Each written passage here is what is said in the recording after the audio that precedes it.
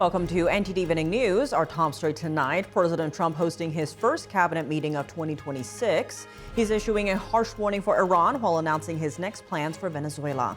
Mario Tzu at the White House. Reporters Tom Homan announces progress with immigration enforcement cooperation with Minnesota after speaking with state and local leaders. Jason Blair has the latest. Senators block a government funding bill, paving the way for a partial government shutdown. Democrats say they'll oppose the bill unless changes are made to funding for the Department of Homeland Security, which oversees ICE and CBP. Luis Martinez reports.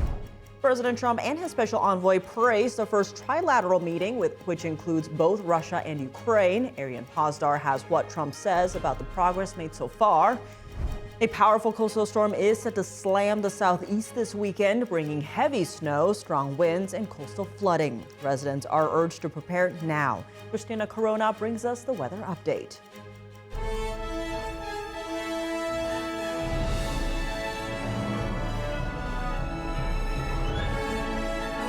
This is NTD Evening News, live from our global headquarters in New York City. Here's Tiffany Meyer. Good evening and thank you for joining us tonight. President Trump hosting his first cabinet meeting of 2026. In his wide-ranging comments, he's threatening Iran and announcing his next plans for Venezuela. NTD's Washington correspondent Mario Tzu brings us the details from the White House. Our military is very, very strong. You may want to say something about the large fleet of ships that's heading over to the Middle East.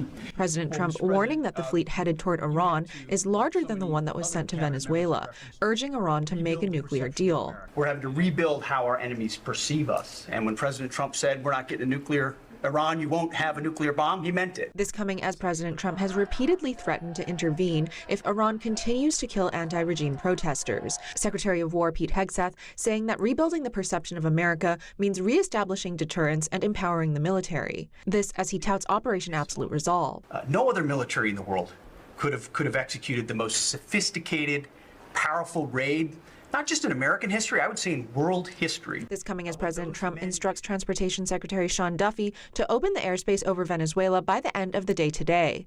The president says he's informed Venezuela's interim president about the move and that Americans and Venezuelans alike will be safe traveling there. On the economic front, President Trump says he'll announce the new Fed chair next week. The Fed kept the rate steady Wednesday at its first meeting of 2026, a move the president continues to criticize. That's as the White House touts the largest tax refund season in U.S. history, which President Trump attributes to his tariff strategy. We've been given great national security because of tariffs, and we've also been given unprecedented income because of tariffs.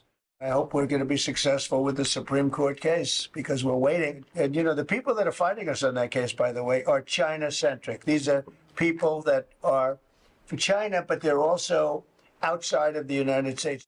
Meanwhile, President Trump tonight is attending the premiere of the First Lady's documentary entitled Melania at the Trump Kennedy Center. The film features an inside glimpse into the 20 days leading up to the 2025 inauguration of President Trump. The First Lady teased the documentary earlier this week, saying that one of the film's aims is for audiences to see the more private moments between herself and her husband. Reporting from the White House, Mario Tzu, NTD News. Special Envoy for Russia and Ukraine, Steve Witkoff, praised the progress in the peace negotiations. The U.S. recently held the first trilateral meeting with officials from both Moscow and Kyiv. NTD's international correspondent, Arian Pazdar, has more. I personally asked President Putin not to fire into Kiev and the various towns for a week, and he agreed to do that. President Trump on Thursday saying civilians in Ukraine are suffering from extreme cold, sometimes made worse due to Russian attacks. Russian strikes on energy infrastructure leave many Ukrainians without heating in their apartments, with temperatures dropping to 0 degrees Fahrenheit. As the fighting continues, the U.S. keeps working on a peace deal between the two sides. Over the weekend, U.S. officials met with Russian and Ukrainian counterparts simultaneously for the first time. We think we made a lot of progress. The talks will continue in about a week, but lots of good things happening between the counterparties. Special Envoy Steve Witkoff added that the different sides discussed a land deal on how to divide occupied territory, a security protocol agreement for security guarantees after the fighting ends, and a prosperity agreement which aims to rebuild Ukraine after the war. The next meeting between the three parties is scheduled for next week Sunday. The Kremlin on Thursday said the talks might last for 2 days if needed. And this coming Sunday, Russia is scheduled to meet with Ukraine directly, without US involvement. The Kremlin on Thursday declined to say what the topics of discussions would be. Thus, the details will be finalized before the meeting and the modalities will be finalized by Sunday. Everything will be done to ensure the possibility of continuing the dialogue. The spokesman also declined to confirm whether Russia and Ukraine had agreed to a ceasefire on energy infrastructure. The European Union on Thursday saying Russia is making use of the winter, trying to gain advantage on the battlefield. Russia is failing to win on the battlefield, so it tries to weaponize winter. Now, energy is the new front line. In order to weaken Russia's strength, the EU on Thursday added Russia to its anti-money laundering blacklist, aiming to slow down and increase the cost of transactions with Russian banks. Arian Pastar, NTD News. Secretary of War Pete Hegseth says the U.S. military is prepared to do what President Trump expects when it comes to Iran. This comes after the Iranian regime's deadly response to protesters. As Iran International now reports that over 36,000 people have been killed. NTD's Jason Perry has the update.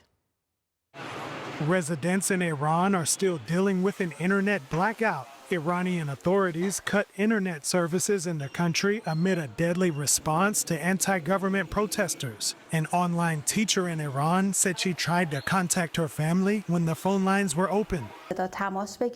I was able to call for about a minute, and the operator let me call and tell them that my family and I were alive. And when I was telling them, I was upset, because why should people have such conversations in this day and age and say, for example, I'm alive? How sad can everything be? According to Iran International, the Iranian regime killed at least 36,000 protesters during the demonstrations across 400 cities in the country. President Trump previously warned that if Iran killed peaceful protesters, the United States would, quote, come to their rescue. During the president's cabinet meeting on Thursday, the Secretary of War gave multiple examples to show that Trump means what he says. Same thing with Iran right now, ensuring that they have all the options to make a deal. They should not pursue nuclear capabilities. We will be prepared to deliver whatever this president expects of the War Department. After Iran's deadly response to the demonstrators, the U.S. military announced the deployment of the USS Abraham Lincoln and other warships to the Middle East. Iran has also been reaching out to other Middle Eastern countries over the threat of possible U.S. military strikes. Saudi Arabia and the United Arab Emirates have indicated that they won't allow their airspace to be used for any attack against Iran. Russian President Vladimir Putin met with the President of the United Arab Emirates over the situation. Of course, we are all closely monitoring the current developments in the Iranian situation. I would like to discuss all these issues with you, not only in such an extended meeting, but also in a private setting. Russian state-run media says Russia is willing to evacuate its personnel from an Iranian nuclear power plant if necessary. Meanwhile, the European Union has now formally designated Iran's Revolutionary Guard Corps, or IRGC, as a terrorist organization over its deadly response to protesters. The United States designated the IRGC as a terrorist organization during President Trump's first term in 2019. Jason Perry, NTD News. Senators blocked a government funding minibus bill, paving the way for a second government shutdown. Our Washington correspondent Luis Martinez has the details. All Democrats and 7 Republican senators voted to block a minibus package of 6 appropriation bills to fund government through fiscal year 2026. Democrats have already signaled that they're willing to vote for 5 out of the 6 bills in the minibus, but would want to see changes to the bill to fund the Department of Homeland Security. What the nation witnessed on Saturday in the streets of Minneapolis was a moral abomination. Federal agents shot and killed Alex Preddy, an American citizen, in broad daylight. Any changes to the minibus package would send the bills back to the House of Representatives.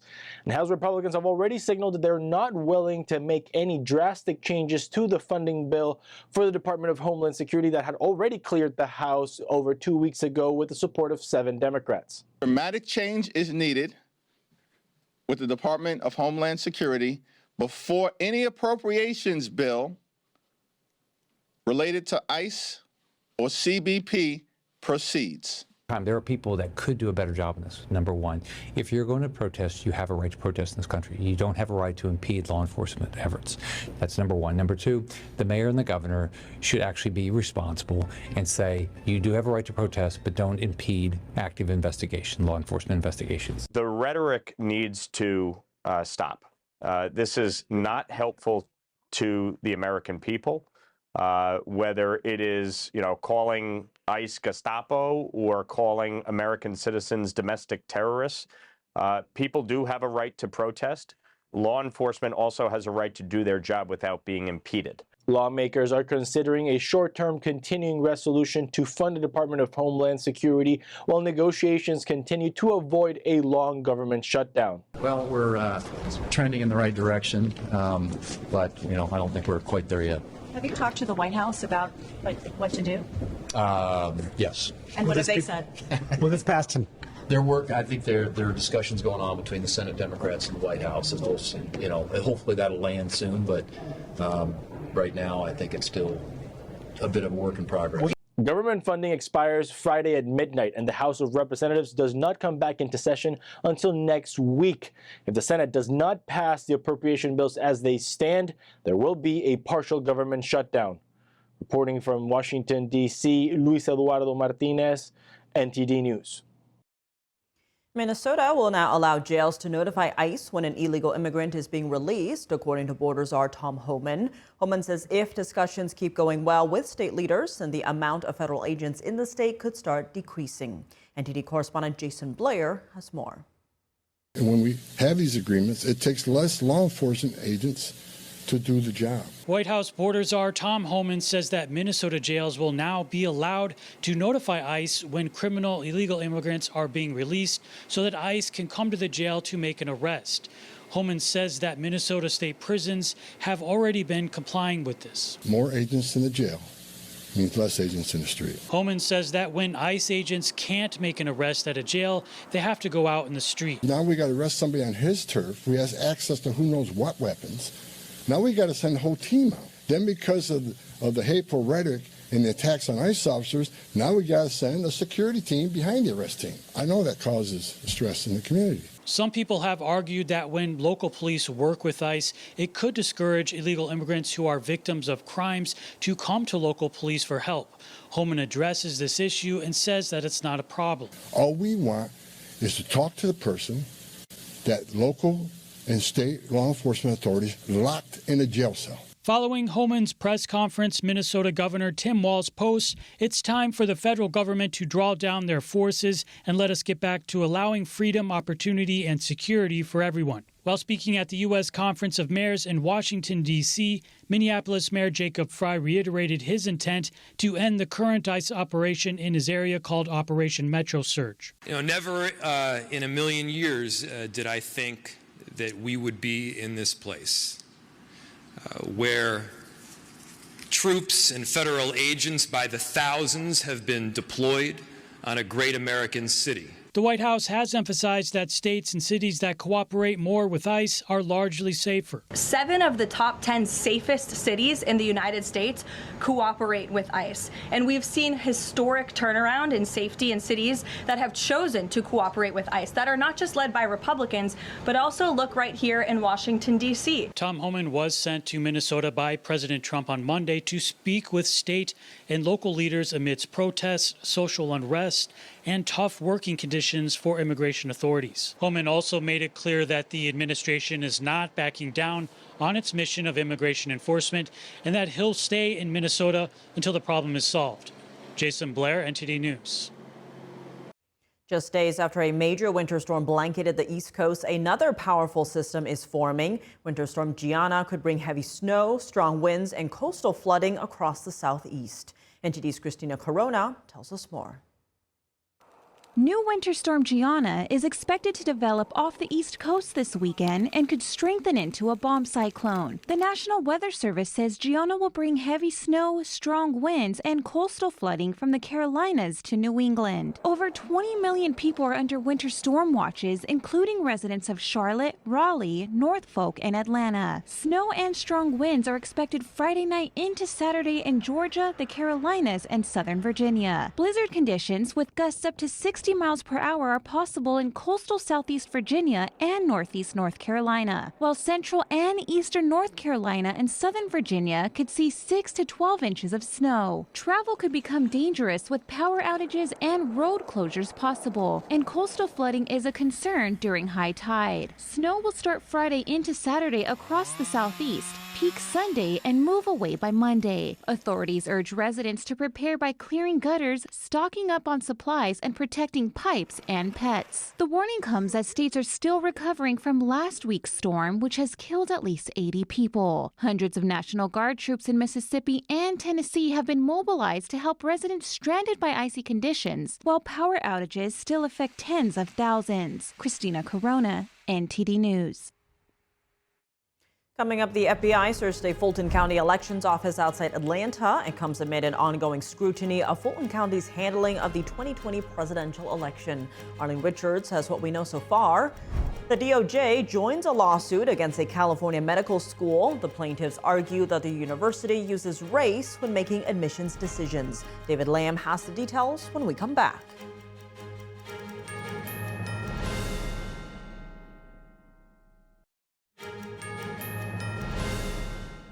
Welcome back. I'm Tiffany Meyer. UCLA's medical school is facing a lawsuit that claims the university discriminates on the basis of race. Now, the Department of Justice is joining the lawsuit. NTD's David Lamb has more. The Department of Justice is joining a lawsuit claiming race is used as a factor in admissions at UCLA's medical school. On Wednesday, the DOJ said they're siding with a group of plaintiffs, including Students for Fair Admissions. The lawsuit is based on a Supreme Court ruling from 2023, which prohibits schools from using race as a factor in acceptance. The plaintiffs won a historic decision against Harvard and the University of North Carolina on the same grounds. UCLA had said that race and ethnicity data were for statistical purposes only, and they are not used for admission. Filed in May 2025, the lawsuit claims the university's medical school uses racial preferences to balance its classes to, quote, look like America. Assistant Attorney General for the DOJ Civil Rights Division, Harmeet Dillon, said the department will not tolerate such conduct and welcomes the court's role in ensuring justice. A UCLA spokesperson said on Wednesday that it did not comment on pending litigation and that the medical school was committed to fair processes in all programs and activities, including admissions. David Lamb, NTD News, California. In Fulton County, the FBI searched the elections office there on Wednesday. It's suspected to involve voting records from the 2020 election requested last year by the Justice Department. NTD's Arlene Richards has the details. The FBI executed a search warrant Wednesday at a Fulton County elections office near Atlanta. While the Bureau's Atlanta field office didn't provide details on the search, it comes about 6 weeks after the Justice Department sued the county over its failure to provide voting records from the 2020 election. FBI Director Kash Patel confirmed the search warrant on Thursday. The FBI and DOJ presented this information to a judge in Georgia, where they determined, the judge, that there was a finding for probable cause following the constitutional precepts that are necessary to safeguard an investigation. Fulton County Department of Registration and Elections is always and will continue to maintain fair, transparent, and accurate elections. And we will continue to do the work of the electorate here in Fulton County. President Trump has long maintained that there were improprieties in tabulating Georgia's 2020 election results and requested a recount. Georgia's Secretary of State Brad Raffensperger said at that time that Fulton County had cut corners during the second recount.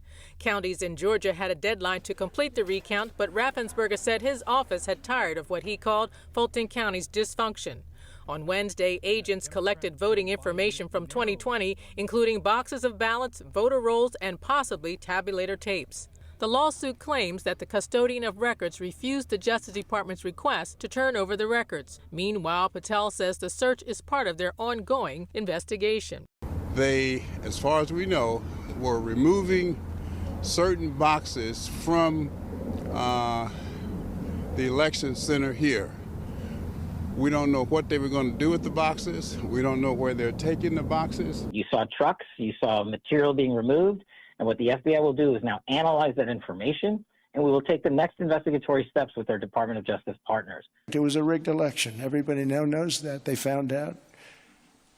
People will soon be prosecuted for what they did. Patel said the search warrant would eventually be unsealed so that the American public can read it. Arlene Richards, NTD News. What do the materials seized from the Fulton County Election Office tell us about what federal investigators believe took place and what they're trying to prove? Tonight on Capitol Report, hear from analyst Seth Keschel at 7 p.m. Eastern Time. Coming up, Borders Czar Tom Homan reducing the number of federal agents in Minnesota, but staying in the state till the end. Homeland Security analyst Kyle Scheidler joins us to unpack the latest developments in Minnesota.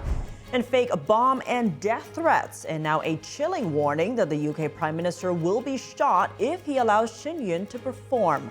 Why the Chinese Communist Party is targeting a US-based dance company. Jack Bradley with that report when we come back.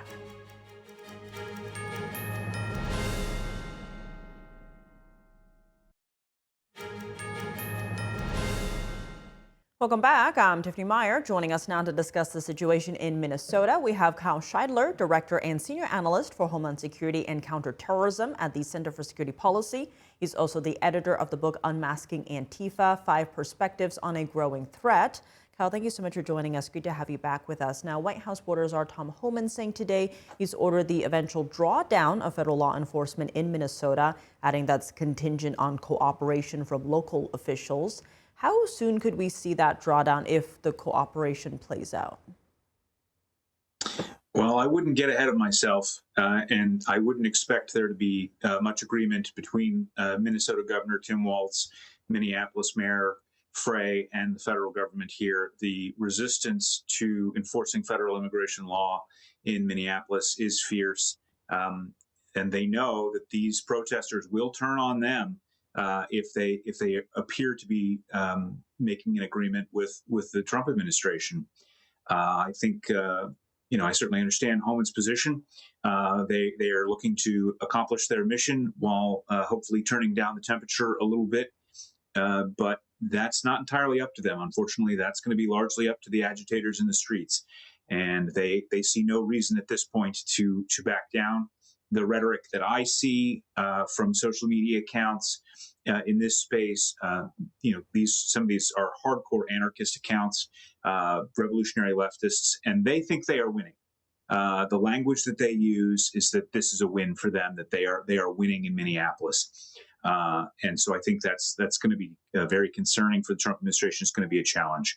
So the trick will be, can Homan carry out his mission successfully while turning down the rhetoric and the temperature. And right now there is a lot of attention on this clip from the news movement appearing to show Alex Preddy days before his death. Let's actually play that now. This is a moment the news movement filmed on January 13th in Minneapolis, showing a man who appears to be Alex Preddy interacting with federal immigration agents 11 days before Border Patrol shot and killed him. Our footage was analyzed by the BBC, whose facial recognition technology confirmed his identity to a 97% degree of accuracy. And your thoughts on what you just saw there? Well, I think what you're clearly seeing is a very deliberate attempt to provoke law enforcement in order to get the kind of response that they in fact get in that clip. And then later on, we learn, unfortunately, he attempts to do that again and gets another reaction. Now we're going to figure out exactly whether that was a good shoot from federal law enforcement as that investigation proceeds. But this is the danger. You have agitators who are well trained at provoking law enforcement, provoking individuals, and they're trying to get these types of video clips out there so that they can push their message through propaganda to try to achieve a political win, right? And we we often underestimate just how challenging it is to deal with these very professional agitators. I've talked to law enforcement officers who will tell you, I have never been called the kinds of things that these people called me. I have never been provoked in this way in, 15, 20 years as a law enforcement officer. And we see that time and time again. And watching from the outside, from a shaky handheld camera, it's very easy for us to say what we think we would have done in the law enforcement circumstances. But the reality is that these are very, very challenging circumstances. Now, Tom Homan actually worked under the Obama administration, overseeing its 432,000 deportations in 2013. That was the highest since records were kept, because deportations under Trump 1.0 never topped 350,000. And Obama even awarded Homan the Presidential Rank Award in 2015. What do you think changed since then that now we're seeing such widespread anti-ICE demonstrations and that rhetoric? Well, I think it really has largely to do with the growing power of the revolutionary left in the United States. This is post George Floyd. It is post October 7th encampment protests, where the revolutionary left grew a great deal of strength. They challenged the Biden administration during the primaries. They put a great deal of pressure on the Democratic Party during that process. They are feeling their oats. They feel like now is the time to challenge the United States government, whether it's Democrat or Republican. They really don't care. What they are interested in is conflict with the United States government. And I think we're seeing elements of that here. Unfortunately, they've been very successful at duping a large number of people into thinking that this is actually about immigration enforcement. And as you rightly point out, this was not an issue for Barack Obama. It was not an issue for President Joe Biden, which really suggests to us that it's really not about immigration at all. And on Capitol Hill, Democrats are demanding an overhaul of immigration enforcement as a partial government funding shutdown is looming. Now, reports say it involves limiting arrest warrants, a ban on masks for federal agents, and requiring body cameras. Are you concerned about the changes being proposed here? Yeah, I think that has to be a non-starter for the Trump administration and his Republican allies in Congress. They're just never going to go for it. And it's frankly problematic that you have members of the Democratic Party, senior leadership, buying into this notion of treating ICE law enforcement officers like they're some kind of secret police, when the reality is that they're only wearing masks so that they themselves are not doxxed and that their family and their children are not harassed, as is taking place all throughout the country when you have leaks of officers who are working for ICE being harassed. You have the percentage of attacks on ICE officers going through the roof now. So they have very legitimate security concerns, and that's all being swept aside by some of the rhetoric here. Well, Kyle Scheidler, as always, thank you so much for joining us. Thank you. Fake bomb and death threats, and now an email warning that UK Prime Minister Keir Starmer would be shot if Shen Yun performs in Britain. Authorities say these messages are part of the Chinese Communist Party's ongoing campaign to intimidate and silence the U.S.-based performing arts company. NTD's Washington correspondent Jack Bradley has more. Shen Yun Performing Arts, a New York-based classical Chinese dance company, is facing a renewed wave of fake bomb and death threats, widely seen as intimidation tactics linked to Beijing's efforts to suppress the group. Importantly, no actual attacks have ever occurred, and no Shen Yun performance has ever been canceled because of these threats. The messages often sent to venues scheduled to host Shen Yun performances around the world follow a similar pattern. Authorities have consistently confirmed the threats are hoaxes designed to frighten organizers and audiences rather than carry out real violence. There have been 0 incidents of harm, and every performance has gone as planned. Just last week, Shen Yun received an email written in Chinese stating, "If you insist on having Shen Yun perform, you will experience a surprise terrorist attack. I am not joking."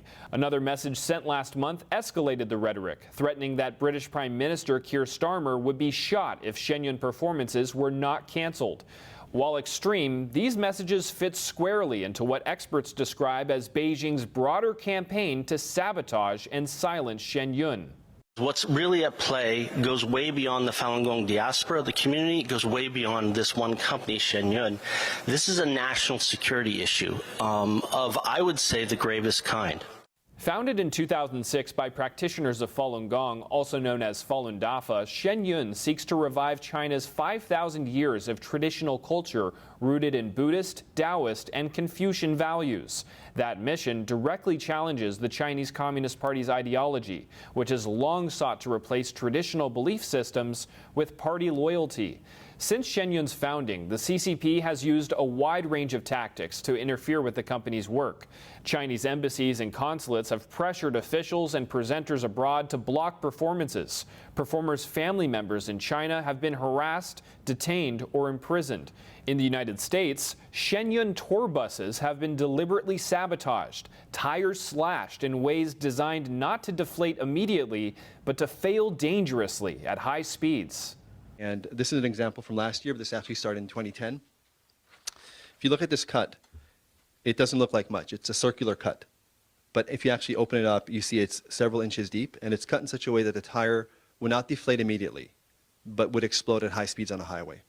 In November 2024, a Chinese national living in California was sentenced for attempting to bribe an IRS agent to revoke Shenyun's tax-exempt status, another effort tied to Beijing's campaign.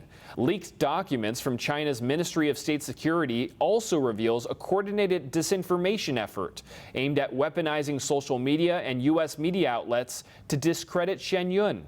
We have multiple sources, including a well-known professor in Australia, several other sources within the Ministry of Public Security that say this came from Xi Jinping himself, who acknowledged that all the efforts they've been undertaking over the last 25 years to silence Falun Gong and Shenyun have failed, and they needed to get very serious about eliminating Falun Gong globally. Their words, not mine.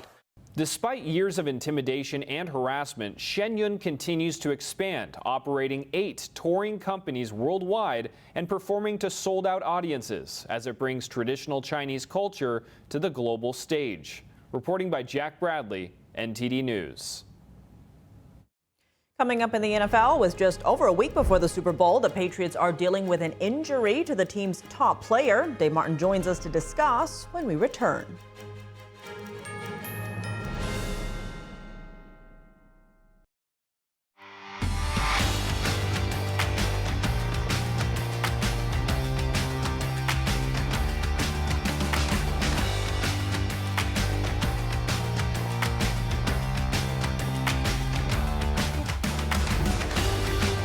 Now for your sports news, we're joined by NTD's Dave Martin. Dave, we have NFL, some soccer news, but let's start in tennis actually, as the men's semifinals of the Australian Open are on tonight. What do the matchups look like? Tiff, they look very entertaining, at least to me. You know, the top 4 ranked players in the men's side all made it into the semifinals, which is really the final 4. Now, naturally, they've made it so that the top 2 players can't meet until the finals, but both of those players have very difficult semifinal matches ahead, either tonight or tomorrow morning. Now, first, for number 1 ranked Carlos Alcaraz, he'll be taking on 3rd ranked Alexander Zverev. Zverev has historically played him very tough. These two have met 12 times. They have split their 12 matches, 6 wins apiece. Meanwhile, neither player has ever won this event. Now that match starts at 10:30 Eastern time tonight. Then in the second semifinal, 2nd-ranked Jannik Sinner faces number 4-ranked Novak Djokovic. Now Sinner is one of the rare players who's pretty much owned Djokovic of recent. He beat him 5 straight times. 3 of those were at the semifinals of a Grand Slam event, which is where they are right now. That match is scheduled for early tomorrow morning at 3:30 a.m. Eastern Time. Now, last night on the women's side, Aryna Sabalenka and Elena Rybakina both won their semifinal matches, so those two will meet in the finals on Saturday. Now, Sabalenka has made it to the finals. This will be her 4th straight finals appearance at the Australian Open. She's won 2 of the 3 previous. The first was against Rybakina in the finals in 2023. So we have a rematch here on the women's side. You think there's like psychological pressure, like the Sinner-Djokovic matchup or rematchup? You know, I think so. I mean, For Sinner and for Djokovic, I would think it's getting a little tough for Djokovic at this point. I mean, he's facing guys 15 years younger than him, basically. I mean, Alcaraz is 16 years younger. I think Sinner is 14 years younger. Like I was telling you, he's the only player ranked in the top 25 who's over the age of 29, Djokovic, and he's 38. I mean, he is playing at a young man's game. And I mean, he's won it for a very long time, but the last 2 years, he has not won a Grand Slam, which is very unusual for Djokovic. Meanwhile, you could say that, yeah, Sinner and Alcaraz have kind of at least passed him the last 2 years. But I find it very interesting to see if Djokovic can, reclaim that glory at least one more time. It's not like he's doing bad. He just hasn't been up to his normal standard of winning titles. So I will be setting my alarm for 3:30 a.m., that's for sure. All right, we'll see if he keeps the crown or passes it on. Moving to soccer news, though, U.S. soccer great Crystal Dunn announced her retirement today. Yeah, Dunn announced this on social media today. The 33-year-old said, quote, "I'm ready to embrace the life that awaits me on the other side. I look forward to spending more time with my family and being a more present mom," end quote. Now, off the field, Dunn, who is 33, is married. She has a 3-year-old son named Marcel. On the field, she was a very accomplished player for the U.S. women's national team. She helped them win the 2019 World Cup. And then in 2024, she was part of the Olympic gold winning team. Before that, in college, she was a 4-time All-American at North Carolina University, was the first player since Mia Hamm to win the ACC Player of the Year 3 times, and she led the Tar Heels to a national title as a junior, so we wish her a very happy retirement. All right, well, shifting gears to the NFL, the New England Patriots listed star quarterback Drake May as a limited participant on yesterday's practice report. What's going on there? Yeah, May apparently injured his right shoulder, which is his throwing shoulder, in Sunday's win over Denver. Now, it happened when he was tackled on a 13-yard run in the third quarter. He stayed in the game, though, led the team to a big win. He had a very crucial run there down the stretch with less than 2 minutes left. May said today, though, he threw at practice and that his shoulder feels just fine. Now, obviously, any injury to a star player leading up to the Super Bowl is going to make headlines, and May is definitely a star. He's one of the 5 finalists for the NFL's MVP award. Most believe it's going to be between either him or Rams quarterback Matt Stafford. In any case, Patriots, meanwhile, are generally listed as an underdog in the Super Bowl. I've seen anywhere from 3 to 5 point underdogs to the Seattle Seahawks for the big game. There's a lot of hate on that team. I don't think people want to see the Patriots win yet again. They're suffering from success. It makes you feel bad about your own team. It's bad enough for me being a Jets fan. They have won. They haven't been to the Super Bowl since 1970 or something like that. Now, but being a Chiefs fan too, I have had a good recently with the Chiefs. But no one has had it as good as the Patriots. So I think you could say it's safe to say most people are rooting for the Seahawks. Unless they win like 6 in a row, then nobody's going to be rooting for them again, We shall see. We shall see. But speaking of the big game, one of the highlights for those of us watching it on TV are the unique and often funny commercials. Do we have a sneak peek of any of them? We do. All right. I want to show you one. This is going to be by Instacart, and it looks like it's supposed to be, a couple of 80s European disco stars. It's even formatted on TV that way. I'm sure you'll recognize at least one of the actors here. Let's go ahead and play that right now. Instacart lets you choose your bananas. Get them just how you like. Instacart lets you choose your bananas. From green to extra ripe. Use the app to control your bananas. What a time to be alive. I can go believe what a time to be alive. Sweet, get it. I'm good. No, we go again. So that looks like a pretty funny commercial there. Obviously, that was actor Ben Stiller, recording artist Benson Boone, directed by Spike Jonze. That's the, by the way, if you missed it, that was for Instacart. They were dressed as a banana and something else there, I guess. So that's how you're supposed to recognize who it's actually for. A lot of these commercials, they're really entertaining, but at the end you're like, all right, what was that actually a commercial for? So you have to remember there was a quick shot of a couple people. One was dressed as a banana.